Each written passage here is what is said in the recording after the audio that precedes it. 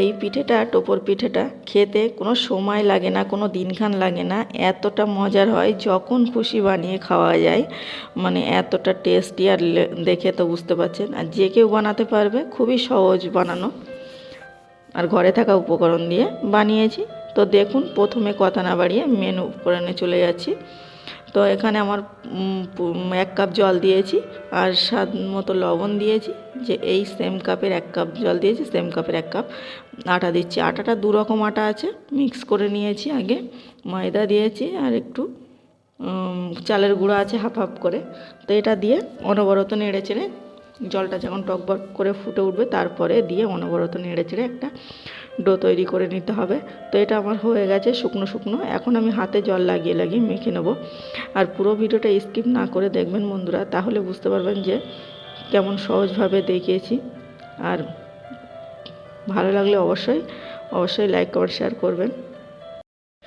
অনবরত নেড়ে চেড়ে মেখে নিচ্ছি আমি আবারও হাত দিয়ে। আর এটা গরম থাকা অবস্থায় মেখে নিতে হবে। তো দেখুন, গরম আছে কিন্তু দেখে বোঝা যাচ্ছে যে আমি হাত দিতে পারছি না। তো হাতে জল লাগিয়ে নিয়েছি, কোনো অসুবিধা হয়নি, মাখিয়ে নিলাম। মেখে এটা অবশ্যই ঢাকা দিয়ে রেখে দিতে হবে, না হলে শক্ত হয়ে যাবে। তো এটা আমি সাইডে ঢাকা দিয়ে রেখে দিয়েছি। এদিকে আমি দেখুন নারকেলটা কুড়িয়ে নিয়েছি, আর আমি কুড়নি দিয়ে কুড়িয়ে নিয়েছি। তারপরে এখানে আখের গুড় নিয়েছি, আর গুড়টা আমার 100 গ্রামের মতো আছে। এটা আগে থেকে আমি গ্রেট করে রেখেছি। তো এটা প্যানে দিয়ে নিচ্ছি। গুড়টা দিলে কালারটাও ভালো আসে, খেতে ভালো লাগে। তো আপনার পছন্দ অনুযায়ী গুড় দিয়ে নেবেন। আমি এখানে এলাচ দিয়েছি শুধু 2টো। তো এটা পরে তুলে ফেলে দেবো। আপনার পছন্দ অনুযায়ী এখানে ফ্লেভার অ্যাড করতে পারেন। এলাচ, দারচিনি, লবঙ্গ, তেজপাতা যা ইচ্ছা অ্যাড করতে পারেন এটা। তো দেওয়ার পরে আমি এখানে গুড়টা ভালোভাবে গলে গেছে, তারপরে আমি নারকেল কোড়াটা দিয়ে দিচ্ছি। দিয়ে আবারও এভাবে মিশিয়ে নিচ্ছে গুড়ের সঙ্গে। তো দেখুন, অনবরত নাড়তে হবে। এই সময়টাই নাড়া বন্ধ দিলে হবে না, পুড়ে যাবে, না হলে খেতে ভালো লাগবে না, তিতা হয়ে যাবে। তো দেখুন, অনবরত নেড়ে চেড়ে আমি এমন পুরো তৈরি করে নিচ্ছি।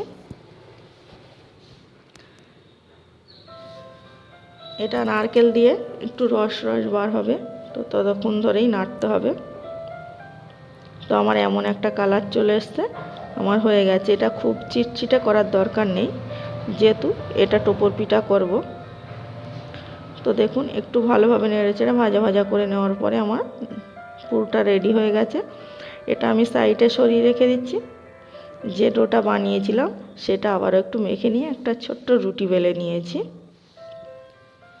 তো দেখুন, ছোট্ট রুটি বেলে নেওয়ার পরে যে মানে পুরোটা করেছিলাম সেটা এভাবে লম্বা করে দিয়ে নিচ্ছি। এটা যতটা দেখতে সুন্দর হয়েছে, ততটাই খেতেও টেস্টি হয়েছে। আমি তো খেয়েই বলছি, অসম্ভব মজার হয়েছে। একবার হলে অন্তত ট্রাই করবেন, আর বলতে ভুলবেন না যে কেমন হয়েছে। তো আমি এভাবে কানাটা ভালোভাবে মুড়ে নিচ্ছি, না হলে পরে খুলে যাবে।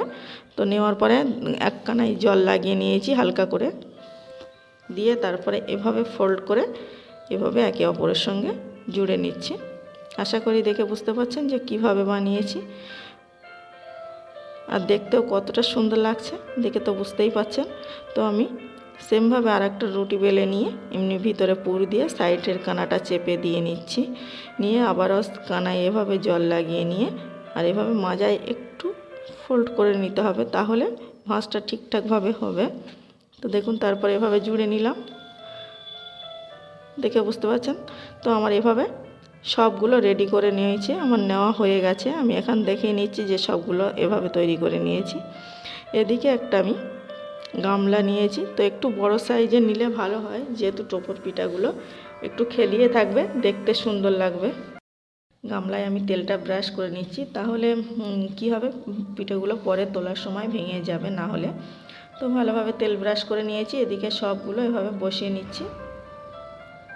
দেখুন, এভাবে সবগুলো একটা একটা বসিয়ে নিচ্ছি। একে অপরের গায়ে লেগে যাবে না, তেমনভাবেই বসাতে হবে।